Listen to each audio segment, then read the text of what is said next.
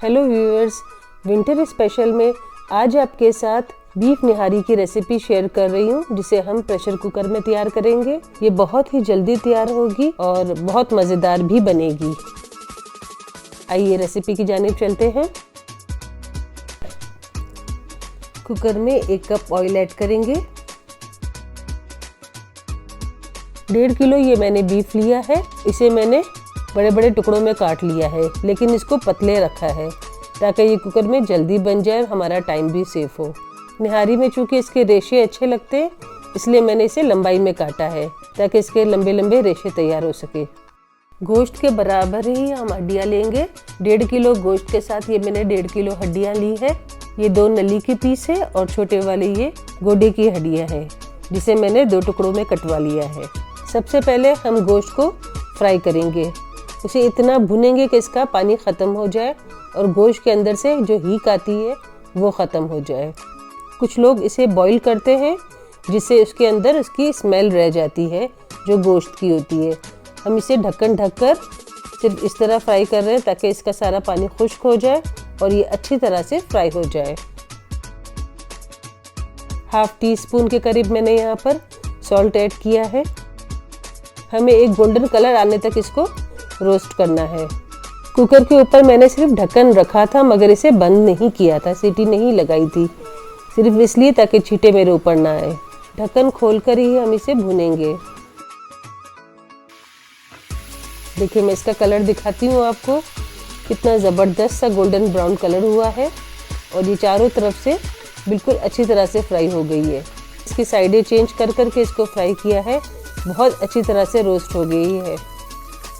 अब हम इसमें गोश्त शामिल करेंगे। अब हम इसमें पानी शामिल करेंगे। पानी इतना लेंगे जिसमें ये अच्छी तरह से डूब जाए। नमक के अलावा इसमें हमने अभी तक कोई मसाला शामिल नहीं किया है। मैंने इसमें 6 गिलास पानी ऐड किए हैं। अच्छी तरह से इसको ऊपर नीचे करके मिक्स करके अब इसको कवर करके मैंने सीटी लगा दी है। इस वक्त हाई फ्लेम रखी है। जैसे ही इसमें जोश आने लगेगा, सीटी बजना शुरू हो जाएगी, मैं इसे आधा घंटे के लिए मीडियम लो फ्लेम पे इसको रखूँगी। पूरे 30 मिनट के बाद इसे खोलकर देखते हैं। मैंने विसल नहीं हटाई थी, इसके ऊपर ही रहने दी थी और ये अपना ही इसका प्रेशर इसमें ख़त्म हो गया है। चले अब इसे खोलकर देख लेते हैं। बोटी का एक पीस लेकर हम इसे चेक कर लेते हैं।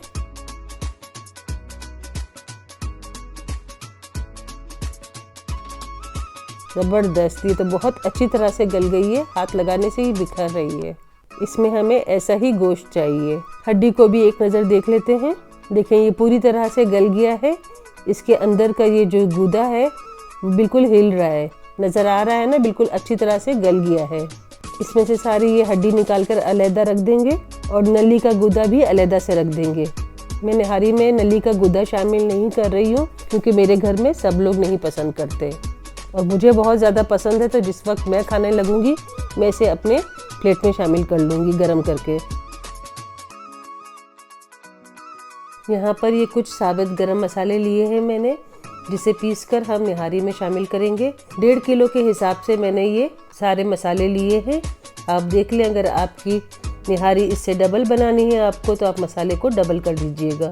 सबसे पहले हम लेंगे 2 चम्मच सौंफ, 1 चम्मच साबुत धनिया, आधी चम्मच काली मिर्च, 1 चम्मच सफ़ेद ज़ीरा, 3-4 मैंने स्टिक ली है ये दालचीनी की, 5 या 6 अदद मैंने लौंगी ली है, 2 ये मैंने पीपली ली है, जिसे लिंडी पेपर भी कहते हैं या लौंग पेपर भी कहते हैं। इसके साथ ये मैंने 1/2 टीस्पून शाहजीरा लिया है, 1 चम्मच सौंठ का पाउडर लिया है, जावित्री का ये 1 फूल लिया है और 2 टुकड़े छोटे जायफल के लिए हैं। 5 से 6 अदद छोटी इलायची भी लेंगे, मैं बताना भूल गई थी। इन सारे मसालों को हम ग्राइंड कर लेंगे और बिल्कुल अच्छा सा पाउडर बना लेंगे इसका एक।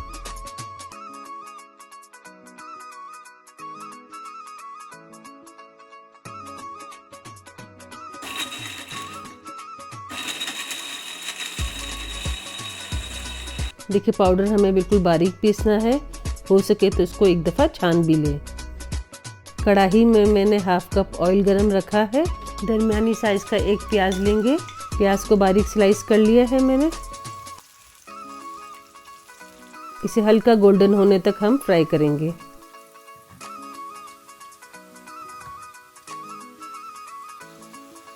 1 चम्मच मैंने लहसुन को कूट लिया था, ये ऐड करेंगे। और 2 चम्मच मैंने अदरक लिया है, इसे अच्छी तरह से कूट कर मैंने शामिल किया है। कूटने से इसकी बहुत अच्छी खुशबू आती है।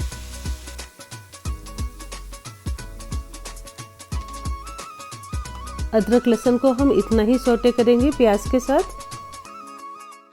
यहाँ पर कुछ मेरे पास ये बेसिक मसाले हैं।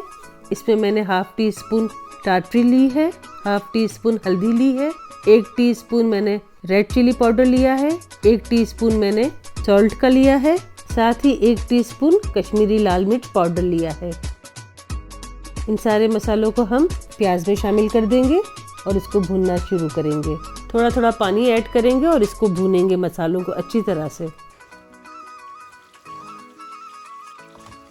इस स्टेज पर हम निहारी के लिए जो हमने स्पेशल गरम मसाला ग्राइंड किया है वो ऐड करेंगे।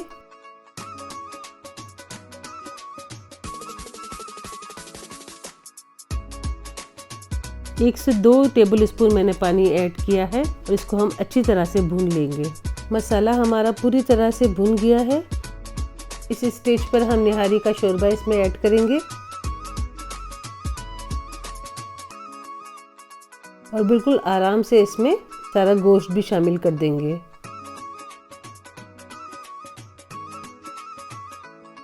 चलें इसको कवर करते हैं। निहारी को गाढ़ा करने के लिए हम गंदम का 1 कप आटा लेंगे। इसे अच्छी तरह से धीमी आंच में भूनना है हमें, ताकि आटे का कच्चापन ख़त्म हो जाए। हम चूँकि निहारी झटपट बना रहे हैं, इसलिए हम इसको पहले से ही भून लेंगे और ठंडा कर लेंगे। अदरवाइज तो हम आटे को अगर नहीं भूनते हैं तो हमें इसे लंबे टाइम तक हल्की आंच पर रखना पड़ेगा पकने के लिए। आटे को भूनने के बाद हमें इसे पूरी तरह से ठंडा भी करना है। गरम आटे के अंदर हमने पानी डाल दिया तो उसकी वजह से इसमें गुठलियाँ हो सकती है। आटा पूरी तरह से ठंडा हो जाए, इसके बाद हम इसमें सादा पानी मिलाएंगे और एक अच्छा सा गाढ़ा घोल तैयार करेंगे। इसका थोड़ा थोड़ा पानी शामिल करते जाएंगे और इसको अच्छी तरह से मिक्स करते जाएंगे। घोल हमारा ऐसा होना चाहिए कि बिल्कुल इसमें कोई भी गुठली ना हो। देखिए, जिस तरह हम प्याज को किसी भी ग्रेवी की बेस के लिए यूज़ करते हैं और कोशिश होती है कि प्याज जले ना। अगर एक दफ़ा प्याज जल गई तो वो पूरी ग्रेवी को ख़राब कर सकती है। ये जो स्लरी हमने तैयार की है, इससे पहले जो इसका आटा हमने रोस्ट किया था, उसे बिल्कुल हल्की आंच पर रोस्ट करना है, नहीं तो इसमें जलने की स्मेल आएगी जो कि हमारी निहारी को ख़राब कर सकता है। ये जो स्लरी हमने बनाई है बिल्कुल फ्लोई होनी चाहिए। इसकी कंसिस्टेंसी आप लोग चेक कर लीजिए। निहारी में आटे का घोल शामिल करने से पहले हम अपनी तरी को अलग कर लेंगे। मैंने इसे हल्की आंच पर रख दिया था पकने के लिए, जिसकी वजह से सारी तरी ऊपर आ गई है। एक दफ़ा अगर हम इसमें घोल मिला देंगे आटे का, तो फिर हम तरी को सेपरेट नहीं कर पाएंगे। इस तरह 2 फ़ायदे हो जाएंगे। अगर घर में किसी को बगैर तरी के खाना है तो हम इस टाइम पर उसके लिए निकाल लेंगे अलग से निहारी और फिर तरी शामिल करेंगे।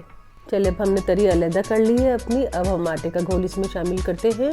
एक हाथ से हम आटे का घोल शामिल करेंगे और दूसरे हाथ से हम चम्मच मुसलसल चलाते रहेंगे, ताकि हमें अंदाज़ा भी हो जाए कि कितनी गाढ़ी हमें रखनी है। और मुसलसल चम्मच हिलाने की वजह से नीचे आटा बैठेगा नहीं तो गुठलियाँ हो जाएगी। अब इसे हम 10-12 मिनट के लिए दम पर रख देंगे।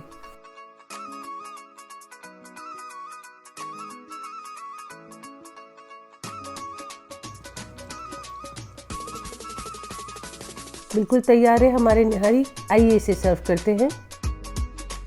जब आप 2-3 दफ़ा ये बना लेंगे तो आपको आइडिया हो जाएगा कि आपको कितना आटे की ज़रूरत है। बाज़ौक़ात ये 1 कप आटे से भी आपकी निहारी गाढ़ी हो जाती है। बाज़ौक़ात आटे का फ़र्क होता है तो इसमें 2 कप लग जाते हैं। तो बस ये इसी तरह से है कि सीखते सीखते आप सीखेंगे और इंशाल्लाह आपकी भी बहुत अच्छी निहारी बनेगी। निहारी को इसके सारे लवाजमात के साथ सजाकर अच्छी तरह से पेश करें, क्योंकि प्रेजेंटेशन जितनी अच्छी होगी खाने का उतना ही दिल चाहेगा। उम्मीद है आपको आज की रेसिपी अच्छी लगी होगी। मुझे आपके कमेंट्स का इंतज़ार रहेगा। मिलती हूँ आपसे ऐसी ही आसान, सादा, इजी एंड क्विक रेसिपी के साथ। अपना और अपने आसपास के लोगों का ढेर सारा ख्याल रखें। Have a great day.